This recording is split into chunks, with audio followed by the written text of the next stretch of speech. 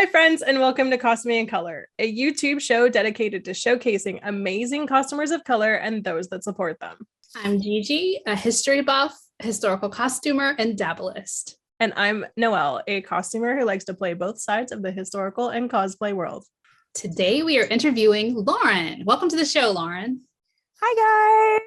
Super excited to be here. We are excited to have you. For those of you who don't know, Lauren is DressesandCapes on Instagram, if you would like to follow her. And if you are into Disney things at all, she is your girl.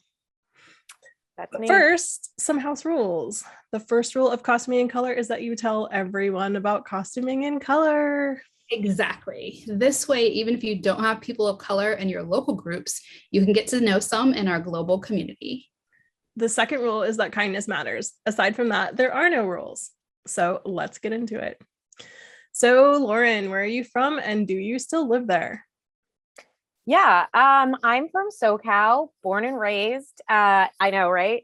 And in actuality, I really can't imagine living anywhere else besides SoCal, at least not for an extended period of time, maybe like a year somewhere, but SoCal girl. I'm a total SoCal girl too, although I love Northern California also.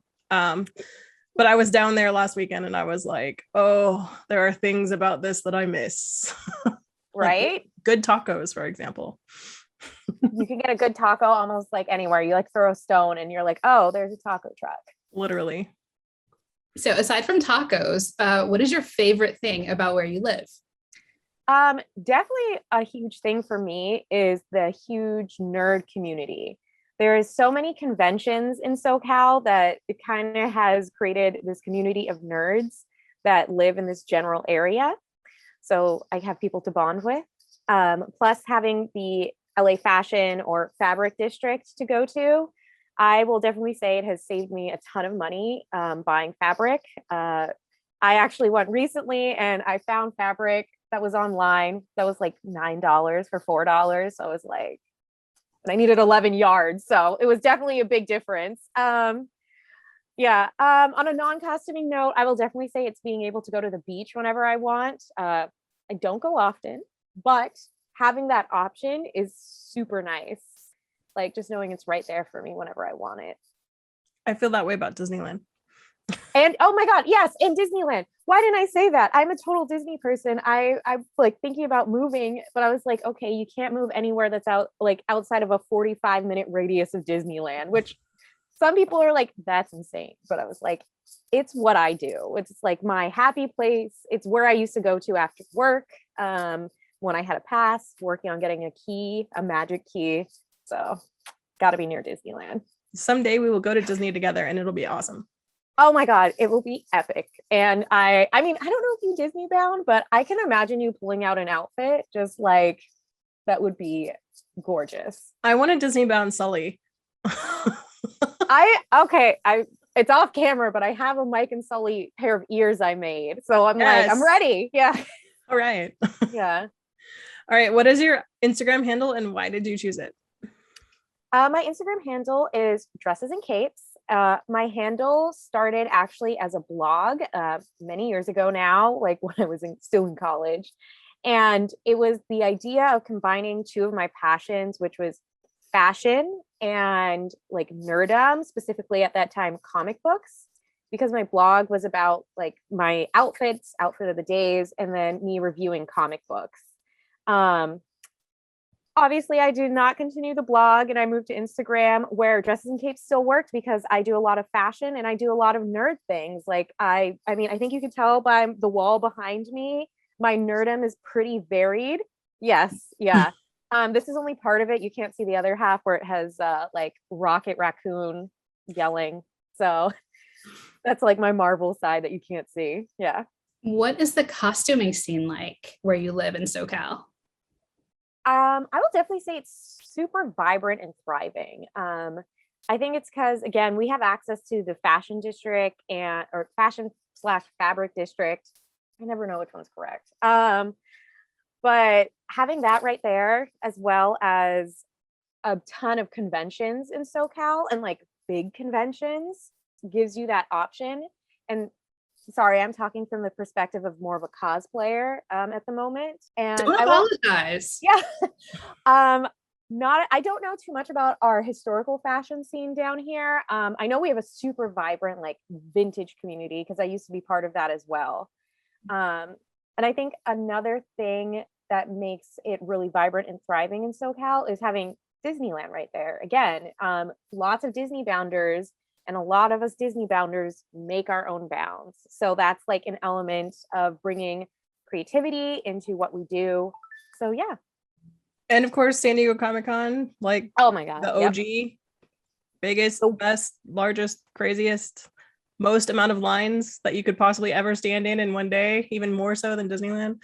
The one con I've like never been to in SoCal. So I went to it from 2000 to 2018, and I saw the entire evolution of Comic-Con go from like, nobody really knows about this to everybody knows about this. And it was crazy. It was absolutely nuts. I can't even imagine that like evolution, like, because I know people used to like be able to go to Hall H without camping out, which I'm like, that is hard to think about now. I went there when there was no Hall H. Ballroom 20 was the biggest thing. See, that's hard to think about. Like having no, I mean, granted, Marvel's not there anymore, but like having no huge announcement. Oh my gosh. Yeah. Also kind of jealous that you've seen it do that evolution. Well, I also had like a nervous breakdown in like 2016 where I was like, I just spent like $3,000 to be here and I didn't get to see anything because I stood in a line the entire time. So I like, it's actually bad. Yeah. Oh wow. I would be stressed too if I knew I had done that and I was like, well, I saw a million Harley Quinns. Yeah. All right. So cosplay, historical, or both? Cosplay, but working on a historical-esque costume that I've been actually talking to Noelle about because I am confused. I was confused also when that went, like when I did it, and then also when you did it. Yeah. I feel like I chose the harder one. I don't know if it's harder, but like the more intricate one of that one. And, yeah. And then of course I chose a fabric that does not accommodate what they ask you to do. Oh, well, I mean, to be fair, the instructions did say you could do this easy one, or if you want to do a really hard one, you could do this one. And you were like, yeah, that one. That's me. That's the one. Yeah. It's a challenge. I like to challenge myself. So I'm just gonna make a public service announcement. Costuming is inclusive. So whether you're gonna choose cosplay or historical or both or something else that I don't have a word for right now, it is fine on this channel. Yeah. Do not apologize. Love your cosplay. I tend to think of what you choose as it goes along with your vibe, your personality, the level of like time and effort you want to put into it. But whatever you pick, it's fine. Yay. That makes me like feel better because I'm always like amazed by historical people. And I know sometimes there's like particularness in that community about using certain words. So I'm like, try to be careful, but hearing it from you guys who are like part of the community and really welcoming, that makes me feel so good that I can just say like costuming. We're taking these words back. Yeah. Costuming is a general term. Yeah. It is everybody. Calm down. Yeah. I started costuming with cosplay and then I went over to historical and then I came back and then I started combining them. Like you can do both. You can do either. You can change your mind. You can wave back and forth. It's all good. I am super envious of people who do cosplay, honestly. And I'm coming from the historical side, but I think I'm so jealous of like the freedom you guys have. Like there are so many comic books and graphic novels and movies and different types, different versions of the same character and those different genres that you can choose from to do something. Like it's almost like a limitless hobby. Yes. I will definitely say it is. There's so many options and you can do it your own way and people still know who you are. So it's fun. Like this version of Maleficent behind me, she was one of my first cosplays. It wasn't great, but people still knew who I was. So it was like really fun. Yeah. That's how you know you got it right? If people know who you are, right? Yeah. It's the best feeling in the world. Since you do cosplay, what type of characters do you gravitate towards the most? I will say I definitely gravitate to a more feminine or frilly characters, lots of princesses and maidens. I enjoy being able to twirl in the skirt and just feeling like really frilly and poofy. I think another aspect of me also kind of maybe doing that is I like to kind of go against the grain or the stereotype, because at least in the cosplay community, we have an issue of people telling Black cosplayers to kind of stay in their lane, do only people that look like you. So like other Black characters or dark skinned characters. And a lot of those characters typically are stereotyped to be like tough. And I want to show the variety that Black cosplayers and costumers can have in their creations. So we can do more than just like tough Black character that's in an anime. We can also be the Disney princess. And I mean, that's definitely what I've been doing a lot of the past year. I've been doing a lot of Disney princesses. I had slightly kind of to myself made it a mission to try and do all the princesses except Frozen, because I don't like Frozen. I know somebody just commented and they're like, how dare she not like Frozen? I'm sorry, we all have our things, but that's mine. But anyways, trying to do all the princesses. And it's just this thing when you are a princess, it kind of brings its own type of magic to situations. And I'll definitely say I've had that when I meet kids, because they love seeing princesses. And I think it's especially special for Black kids or Black families I meet. Not cosplay, but like for Disney bounding, I recently Disney bounded as Belle, and I wore a big like yellow dress, and this little Black girl just ran up to me and just had to tell me that like I looked like a princess and that Belle was her favorite character. And then she wanted me to know that like tomorrow was her birthday and that she was spending the day with her family. And just like I could see in her eyes that it like having a princess that probably looked like her was something special to her. And her family was super nice, and they're like, oh yeah, she's been staring at you, because I was talking to friends, and she's like, and then we told her she could go over and talk to you. And I was like, oh, that's, you know, it's just bringing that type of magic, I think, to people's everyday, and it's a magic that they don't get to see in mainstream media a lot. Definitely.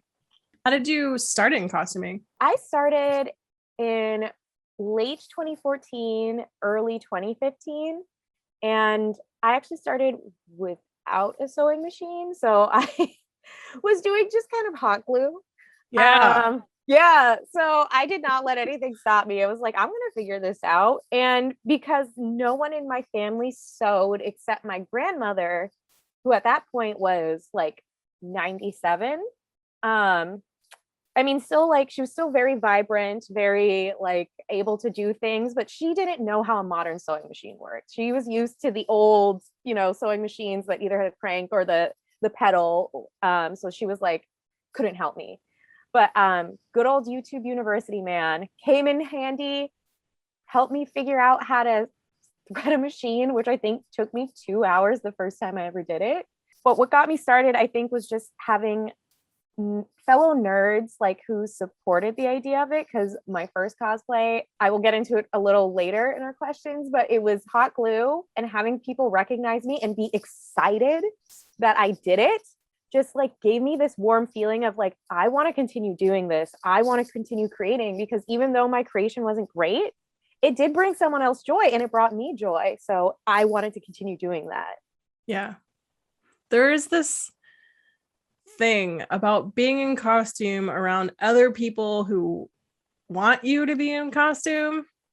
Like when you go to a convention in costume and other people there aren't even in costume, but they are hype that you are in costume. Yeah. And they like, I'm that person. Even if I don't go in costume, I'm like, yeah, you did that so awesome to like everybody. And it gives you a vibe for sure. 100%. It's just this warm feeling inside. Like, I don't know how to describe it, but it's good. It makes you want more. Yes, definitely makes you want more. So, you know, your creations get a little bit bigger and bigger each time until you're like filling a room with them. Yeah. And this is why I want to go to a con, because I want to be part of that collective joy. I think Brene Brown, in one of her books, talks about experiences of collective joy and how it elevates humanity, right? So like at concerts, when you're all singing the same song along with the band, and you just feel like your heart could just explode with happiness. It sounds like what you guys are describing is a type of collective joy at a con. I would love to experience that. Oh, yeah. I mean, that's a great way to describe it. I definitely think it's a collective joy, especially when you find people in similar or the same franchise as you, because you're like, you get it, you know, like why I like this show, movie, comic book, whatever it is, like web comic. I've seen people dress up as web comics. It gives you this, as you said, a collective joy that you just share with them, and it's such a great feeling, and something I definitely miss right now that I don't have with no conventions, at least that I'm not going to. Just not comfortable yet, but hoping to go 2022. Woo! Yeah. Yeah. We all have high hopes for 2022. Yes. Oh man, I'm like crossing my fingers. I have one con planned for 2022, and I'm like, I'm gonna go, and it's late in 2022, so I'm like, by then. Oh. Have you announced it? I guess I announced it in my Instagram stories. It's D23. Yes, I'm going to D23. Yay! Okay, what is D23? Tell me. It's Disney's convention. Okay. In Anaheim, and if you want to come down and come with me, Gigi, you are more than welcome. My friend Casey is also coming. Do you know Casey Renee Cosplay? Yes. Oh my god, I started talking to her around the same time I started talking to you. So I'm like trying to get to know more people, because I've been costuming in like kind of a bubble, but I was like, I want to get to know people, so I've been trying to reach out. Oh dude, we're gonna hook up and hang out.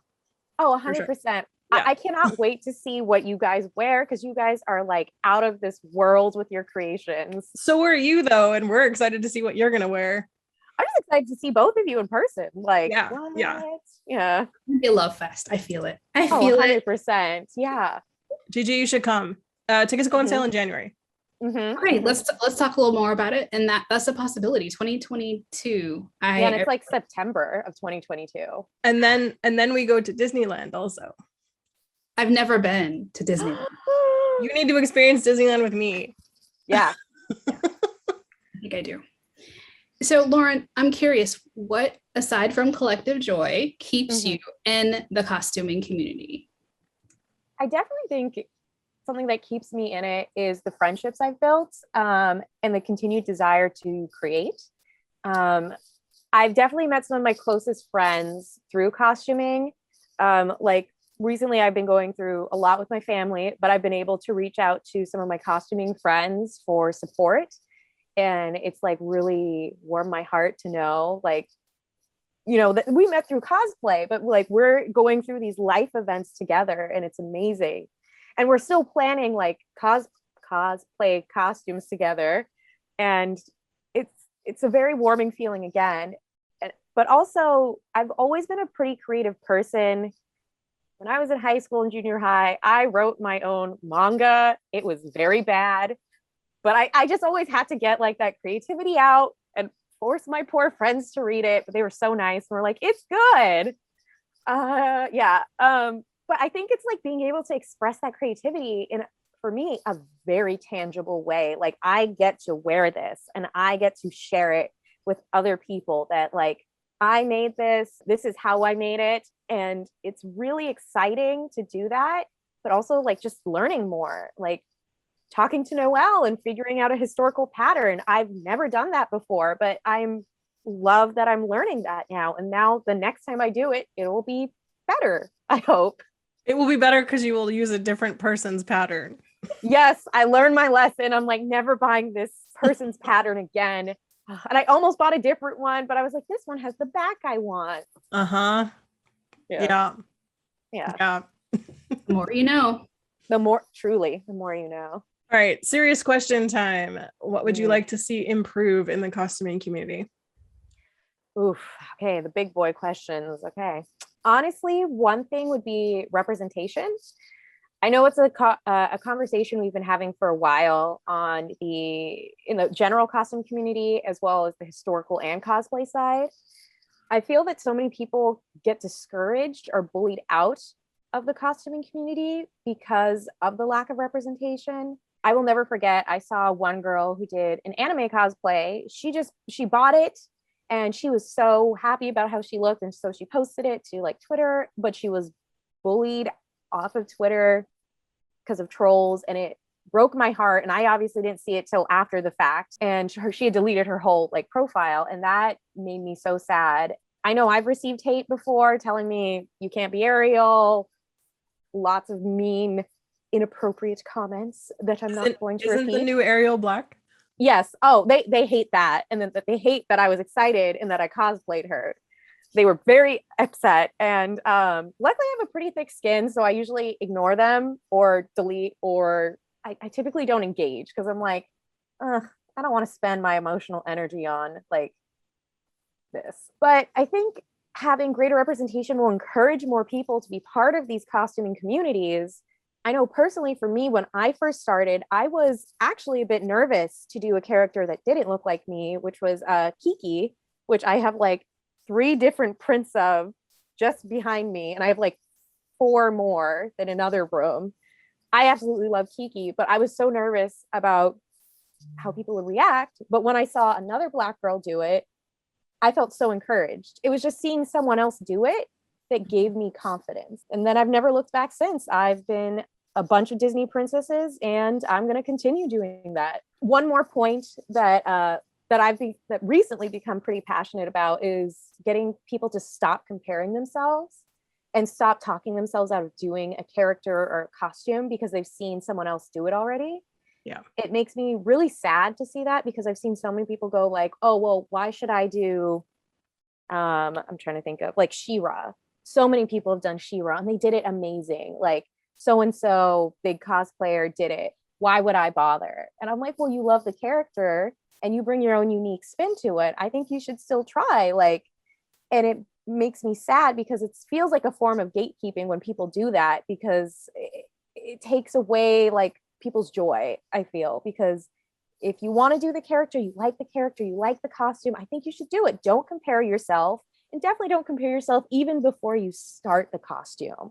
Because I know so many people will like say, well, why should I even start? They don't like, it makes me very sad to see that. And I want people to stop comparing themselves and just have fun with it. Yeah, the sport is supposed to be fun, and just because someone else makes the cost, I mean, there is a limited number of nerd things in the world. Like, we're all gonna do the same things as each other all the time forever. So like, do it your way. Like, I wanted to do Iron Man, so I did the Iron Man bustle dress. Like, you know, do it your way. So like, there's always a way to make yours unique. Mm-hmm. And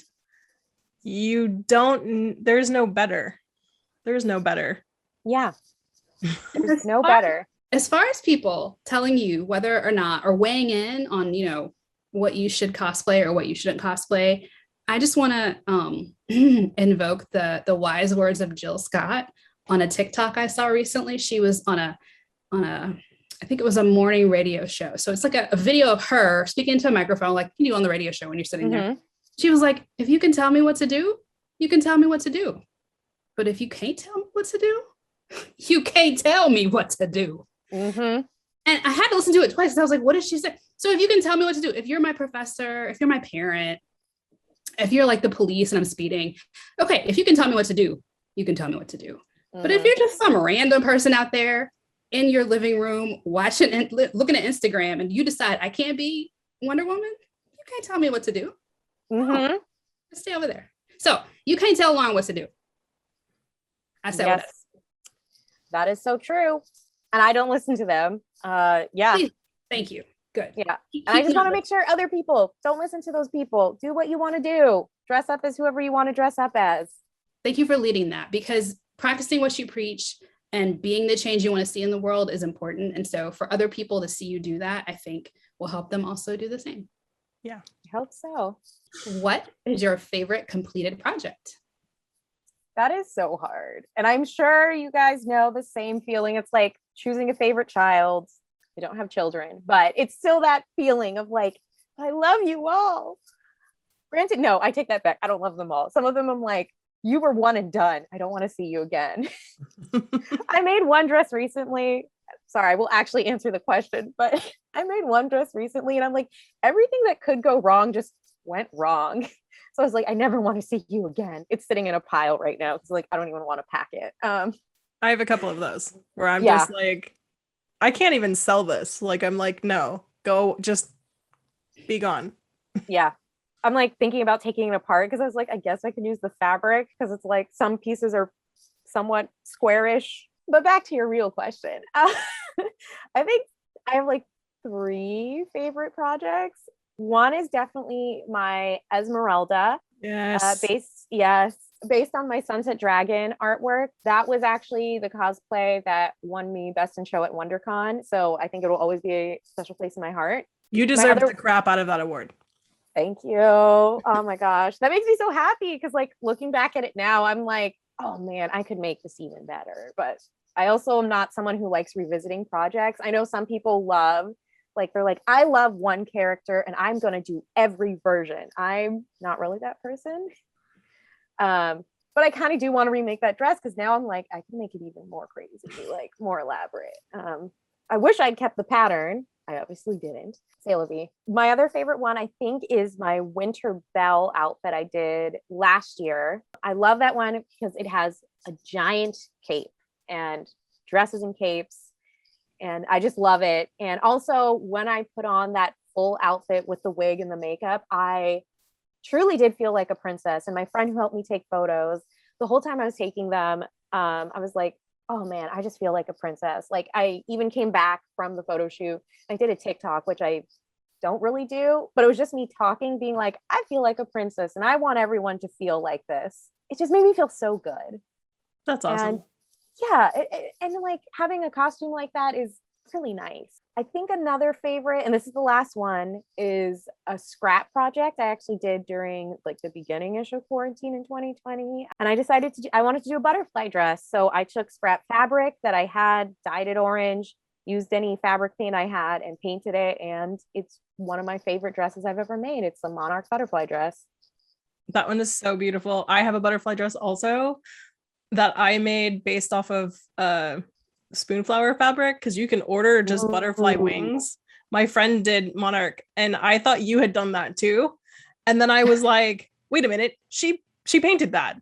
Holy crap. So yep. Someday we should wear dresses together. Yes, please. I've been saying I want to go to like a what is it called? A butterfly garden, a butterfly sanctuary. Oh yeah. Yeah. And wear it there. I love that dress. Yeah. I hand painted it because I was like, oh, I'm going to use whatever I have at hand.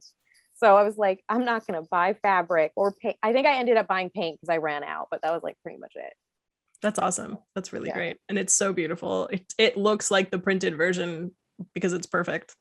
Oh, thank you. I'm sure yours is much quicker to make though. No, because I'm slow AF and I had to learn how to, that's the costume I learned to drape with. And I was like, that was a mistake. But I've not seen this one of yours, and now I'm gonna like go stalk your Instagram because I want to see it. Yeah, I'll send you a picture later. What is the silliest thing that's ever happened to you during an event? Okay, so I don't have like a silly story, but I have like an ugh story. Okay. I know you're like, oh, this is supposed to be lighthearted. It's kind of lighthearted, but also kind of like ugh. So I went to Dickens Fair in 2019 with my friends, and I'm not a huge Christmas person, but they hyped it up and they're like, you can dress as like pretty much however you want, you know, Dickens-esque. And the last day I decided I wanted to dress up as Krampus. So me dressing up as Krampus was me painting my face gray, wearing like plastic horns and a little red hood I made with some scrap fabric and like a little bit of a fur trim, as well as a red dress, red long sleeve shirt, and matching gray tights and boots. Do you want to explain Krampus to people? Oh my gosh, yes. I'm so sorry. Krampus is, and I'm like, he's a European, right? Like Christmas legend where he kind of takes bad kids and put them in a sack and beats them. Yeah, it's bad Santa. Yeah, it's bad Santa, and he looks kind of like an evil goat. Like he has giant horns. He's gray typically and has like hooved feet. This is either like German or Scandi of some sort. Yeah, somewhere up there in Europe. I love the Legend of Krampus because it's kind of like, I don't know, it's fun to me. I was like, oh, you naughty kids. You're gonna get beaten by a stick in a sack.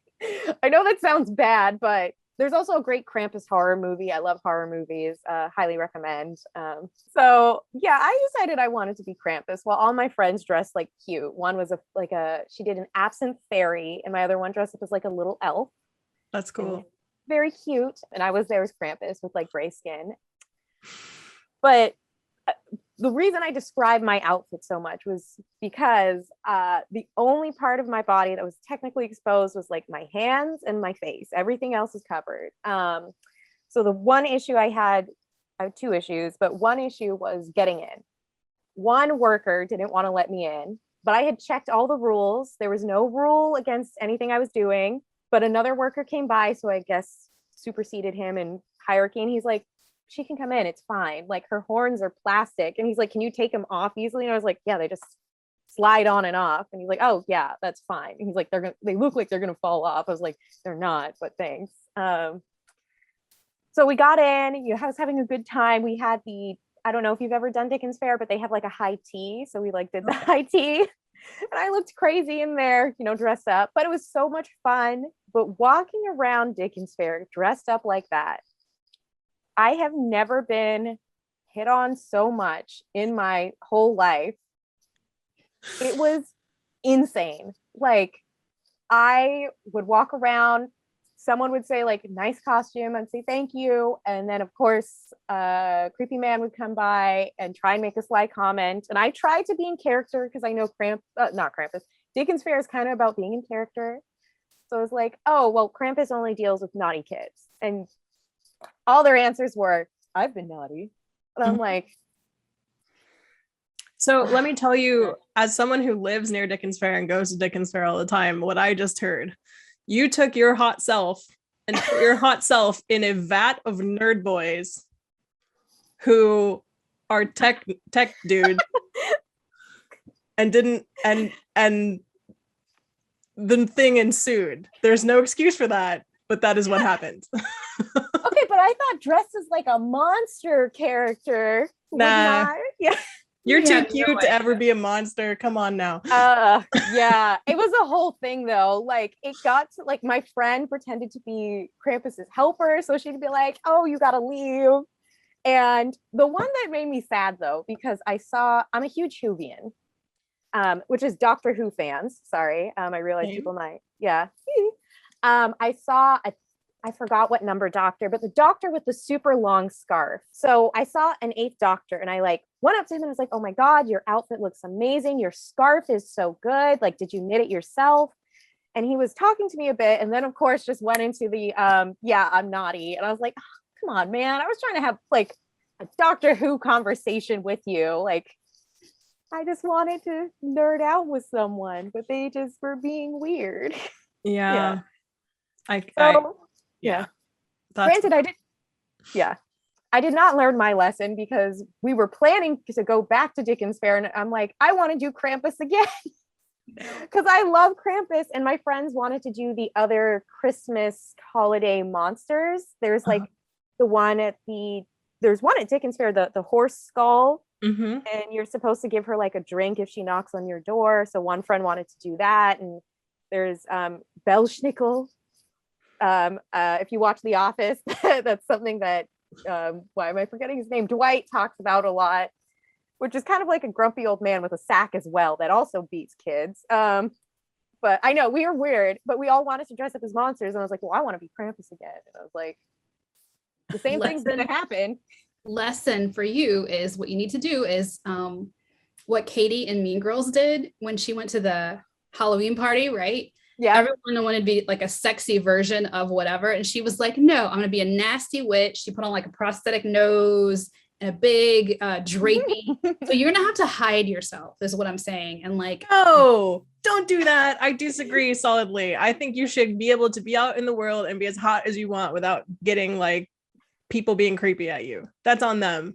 Yeah, I mean, I'm really hoping that whenever we go back, because I don't think we're going to go back for 2021, I don't even know if it's happening actually for 2021. Well, even if it's not, there's some things going on with Dickens Fair that may make you not want to go. I did hear about those, and I was like, oh man, I gotta research this because I'm on the fringe of that like community, so I don't know the full details. But I was like, I need to look into that definitely. Okay, you have a point, but I don't want her to be harassed. So have a better handler. Like give them silly string and have them like spray silly string in people's faces if they come up to you. Like call me. I live 20 minutes from there. I will come. I'll be your handler. I'm a great bouncer. I'll be like, excuse me, sir. No. Excuse me, sir. No, thank you. Yeah. Which is, you know what's hilarious? Kids loved that costume. They wanted pictures. Like moms were like, oh, look, it's Krampus. You want a picture with Krampus? And I was like, of course, it's a kid. It's fun. I had a little little sack I had made that said naughty kid or for naughty kids. Like it just was attached to a belt and they loved it. And I was like, kids are great sometimes. Like not all the time, but they were great. I was like, so problem solved. Have a better handler, not a Dickens fair, but somewhere else, have a better handler. Yeah. And my real question for you is about sentimental or nostalgic memories. Do you have any of those you might want to share? I do. I have two good ones, I think. One was my first D23, which we kind of talked about, which is the Disney convention. I went as Esmeralda, actually, like Esmeralda's normal outfit, street outfit. I was still a baby cosplayer. I didn't know how to make like a corset, so I had bought one and covered it in fabric with like hand sewing and glued bias tape on, and it was an okay costume. Like looking back, I'm like, obviously I know I could do better, but then I was so proud of it, so happy that I was able to be Esmeralda because I love her. But I was walking around with my friend who went with me, and we were about to walk into a building, and walking out was actually one of the creators of the Hunchback of Notre Dame. Like he was a lead animator, and he like stopped me and he's like, oh my God, I worked on Hunchback of Notre Dame and I just want you to know you look amazing. And he's like, I just love seeing like the fandom continue for that movie. I was like, oh my gosh, it's one of my favorite Disney movies, the soundtrack, the artwork, like everything about it. And we were just like talking for a few minutes, and he's like, you're like the same size as Demi Moore. And I was like, I'm not, but thank you. He was so kind. And it was like extra special because I found out later, and of course I forgot his name right now. I'm very bad with names. He was like one of the few Black lead animators at Disney during that time. So it was just like extra special. And it's just like a memory I hold on to because I was like D23, one of my first cosplays. It was really nice. And again, having someone vibe with you because you're dressed as someone, even if you're not the best. And my other story is almost the exact same like idea where my first con where I cosplayed, my friend went with me, but she had to leave halfway through the day because she had a work conference. And I was like, well, I'll just wander by myself. It's fine. And I had decided to dress up as River Song from Doctor Who. Oh, that's awesome. Yeah. At the time, my hair was a very similar color to her, and my hair is naturally curly. So I like had this up was like River Song-esque. This down was a dress I found like at a thrift store, and then a hot glued belt and like a spray painted dollar store gun and like boots I already had. It was very first cosplay, but I was happy about it because I was being a character I really liked and I felt comfortable. And as I was walking around alone, I ran into a giant group of doctors. It was 1 through 11 because we had only up to 11 then. And they like saw me and they're like, oh my God, you're River. Can we get a picture with you? Like, we haven't seen a River. And I'm like, yeah. And, us just vibing about Doctor Who and how much we liked it and talking about who our favorite doctor was. It gave me that nerd joy that I just definitely propelled me to continue cosplaying because I had tasted it and I wanted more. It was so good. And it's something that definitely stuck with me because I was like, I wasn't a great River Song, but having other like people recognize me and like want to vibe and just talk nerdum was so good. That's awesome. That's really sweet. I love that part too. It's so good. Right? Yeah. What costuming groups or orgs are you in? I'm actually not in like any official groups or orgs. Kind of like I said, I kind of costume in a bubble with like just a few people. I'm trying to get more into the community, getting to know people. the only group that I was tangent of was the SoCal Cosplay Photography Alliance, because a lot of my friends were admins. So I would go to their events, and that's how I'd meet other cosplayers and photographers and like grow like the people I knew in the cosplay community. What conventions or events would you recommend? I would personally recommend D23. It is one of my favorite conventions. I guess if you like Disney or any Disney property, because now they own Marvel, Star Wars, like Fox. So like a lot of Fox things were there last time I went. It's a great one. There's always something to do. If not, there's always something to see. And if not that, there's always exclusive merch to get. And then the cosplay scene there is always so much fun because it's like Disney people. So they're always pretty enthusiastic, and you'll definitely see like varying levels of cosplay or bounding there. Because some people just come in bounds, but it's still so fun to like see people like that. And I think to a point that was made earlier, it's seeing the variety of like different ways people execute the same character. I saw somebody do like, what was it? Like modern Drizella and, oh God, I forgot the other evil stepsister's name. The evil stepsisters, and they were like hanging out with 2015 Cinderella. And it was so fun to see that.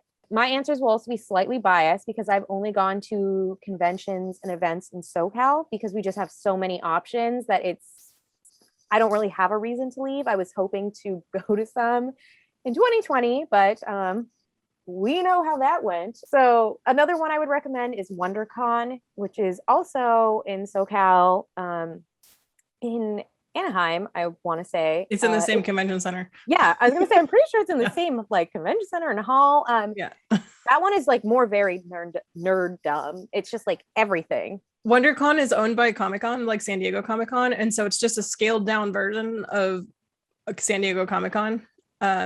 So if you are a person who's always wanted to go to Comic-Con but can't get in, get a ticket to WonderCon, because it's like 1/10 the size of Comic-Con, but awesome. Yeah, it's a fun one, and because it's so varied, you get to see so many different types of like people there, and cosplays and professionals and like talks, and it's just a great time. And I'll say it's like one of the more friendly cons, because I know some cons have like reputations, and I think WonderCon has a great reputation, and I've never had an issue going there. Yeah, it's a great con. I like it. It doesn't ask a lot of you. Some cons also like knock you on your butt. Yes. San Diego Comic-Con will take your soul and eat it and then spit it back out at you. WonderCon doesn't do that. Yeah. And like one I love it, but I also hate it, is AX, Anime Expo.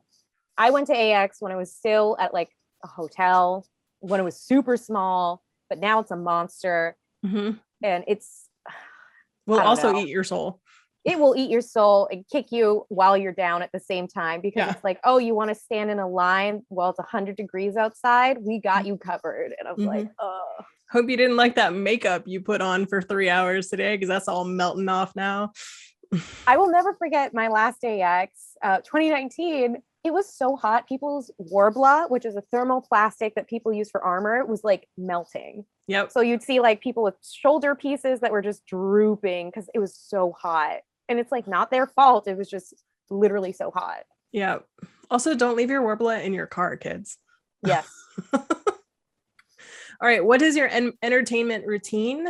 Like, do you watch TV? Do you listen to music? Do you bop? What's going on? I'll definitely say my entertainment routine varies. But some things that are pretty consistent is I love watching other creators create while I'm creating. So like I watch your videos while I'm creating. I watch like Casey Renee, Rachel Maskey, Sosteen, and a few others. Jedi Amanda, man. Yes, Jedi Amanda. I also love watching like video essays. So like some of my favorites are Accented Cinema, where they focus on Asian film because that's one of my passions, and Sideways, where they focus on music theory in film. Yeah. I also really like listening to horror podcasts, but not true crime. I know so many people are into true crime. I like the horror ones where it's like supernatural or like, what is it? It's fake. It's fake was what it is. Like, and I love those ones. But I also love just watching movies and TV shows that are comforts, like Doctor Who, or I don't know how many times I've watched Luca now. Oh my God, Luca's the best. That is the cutest movie. Truly. It's so good and it's so comforting. And I Great British Bake Off, because I don't really need to pay attention, but it's just like nice to hear their little accents. I'm sorry, every British person on here. That was really bad. But yeah, I just love hearing their accents and like sometimes peeking up and looking at the final bakes. It's fun. Like that's the kind of stuff I enjoy watching. Yeah. If someone wanted to watch Doctor Who that had not watched all of them, what season should they start in? Because I tried to start at 1 and it was weird. It was the skin one was just like, no. So are you talking about original 1 or new 1? Because there was like a huge gap in Doctor Who and they basically started over. All the way back to the original one. No, you should go back to Eccleston.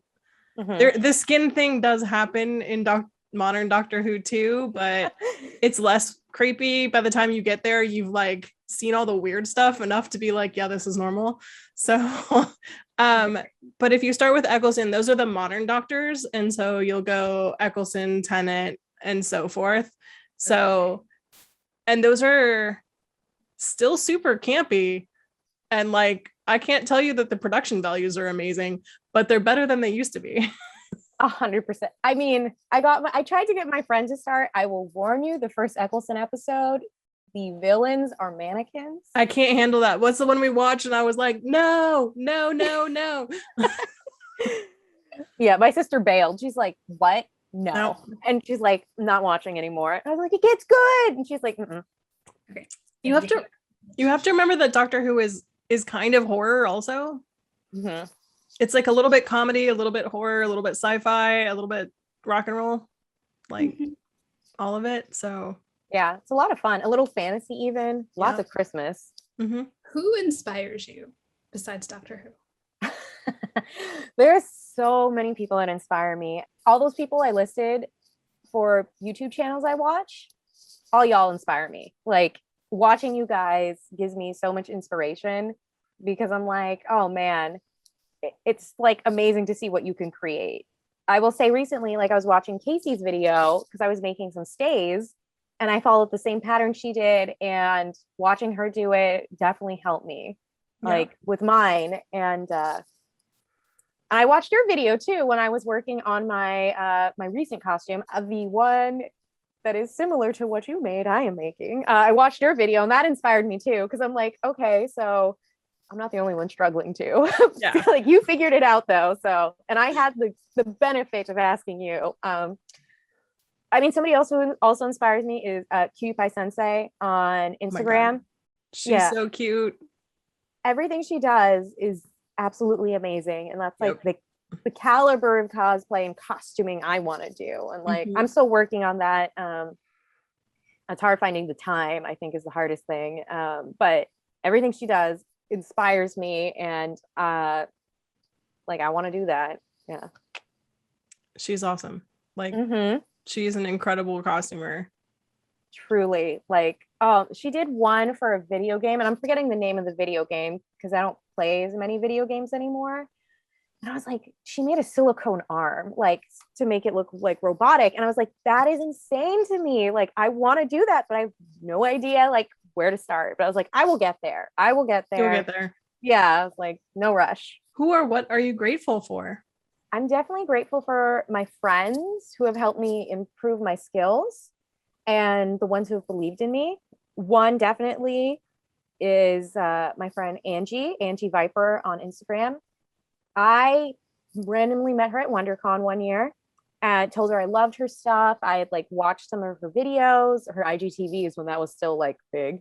And I was still like a pretty beginning cosplayer at that time. And we talked, she saw my cosplay and she reached out to me, I don't know, like a month later, and was like, hey, next year, do you want to compete in WonderCon together? And I was just like, I'm a baby cosplayer. This person is like one WonderCon that year. And having someone who just like saw the potential in me, like really warmed my heart and gave me like the confidence to do a costume that I probably wouldn't have been confident to do at that time. I'll definitely say my sister. I talked to you guys a little bit about her. She is not like a crafter, but she's always there to support my ideas or to help me like bounce ideas off of. If I'm like, hey, does this sound like a good like idea for Halloween content? She's like, yeah, I don't know if it's a great idea. Like, can you improve upon it? And, you know, which we need that kind of criticism, you know? Yeah. My family definitely who don't get it. They don't really get why I cosplay, but they are like cheerleaders on the sidelines. At least my mom is. She's like, go, you look nice. My grandma who recently passed away, but she loved seeing me in costume. Never got it. She was like, and I was always very kind of careful what I showed her because anything spooky or scary, I couldn't show her because she would be freaked out. But any princess, she loved to see. So definitely that. And just like friends that I've made along the way who I can reach out to at any time pretty much and be like, well, how would you do this? Or is this the best way to do that? It's really nice to have that in my life. That's awesome. Mm-hmm. If you could give new costumers one piece of advice, what would it be? I feel like everybody says this on your show, but just do it. Like, I know it's scary, but you just really got to jump in. And that is pretty much the only way you're gonna get started. Like, I bought a sewing machine randomly one day on Amazon for like $90. And I was like, oof, I'll figure it out. I know it was not a great sewing machine, yeah. But yeah, I was like, I just want to start. And like, I'm sometimes impulsive like that, but sometimes you just gotta be like, you gotta try. And you know what? Your failures will teach you along the way. I definitely have learned. You will never find it on my Instagram. I made a bunny suit at one point. It was so bad. I threw that shit away like immediately. So you learn from your mistakes, guys. And one more thing that I wish I had done when I started is press your seams. Yes. Use your iron. Use your iron. I used to never do that. And man, it makes such a difference. It really does. People think that they can just skip it. People, just take advice from people who know. Press your seams. Listen to Noelle. Yeah, it makes a huge difference. Yeah. All right. If you have a closing message of inclusion or equity, we would love to give you space for that. Great. I think it's just about creating, I know we all are aiming to create a more inclusive and diverse costuming community. And my thing is, it's not a one-time event. This is an ongoing commitment to both create and engage in a meaningful way with like POC cosplayers and costumers. So I know a lot of people will do the performative things during Black History Month. They're like, check out these costumers, and then won't support them the rest of the time. And we see that. I see it when people share me and then they don't follow, they don't engage with me in any other way. I see you just doing that.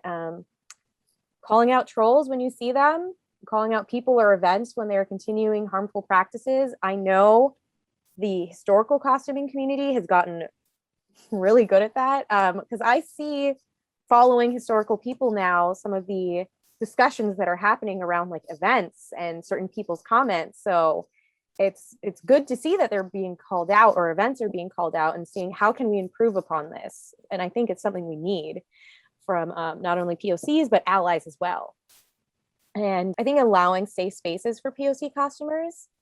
Not all spaces are for allies, and they have to be okay with that. Sometimes it's just a discussion around with POC creators. We need that safe space. And I know a discussion that happened recently in the cosplay community for BlurredCon. And I think it's something that just needs to be acknowledged. You know, we can have these safe spaces. We haven't had them before, and it's something we need. Well said. All right. Thank you so much for joining us today, Lauren. It was lovely to get to know you a little bit better. Thank you to all of our viewers for watching this program with us today. We will leave a list of Lauren's information down below so that you can go follow her on all of her platforms. Please also give this video a thumbs up if you liked it, subscribe if you haven't, and if you have a costumer of color that you think we should interview, please enter their information in the form we put in the description box below. Make sure to leave love for Lauren in the comments, and I want to just say, stay safe out there. Take care of each other. Be excellent to each other. Indeed. Bye, guys.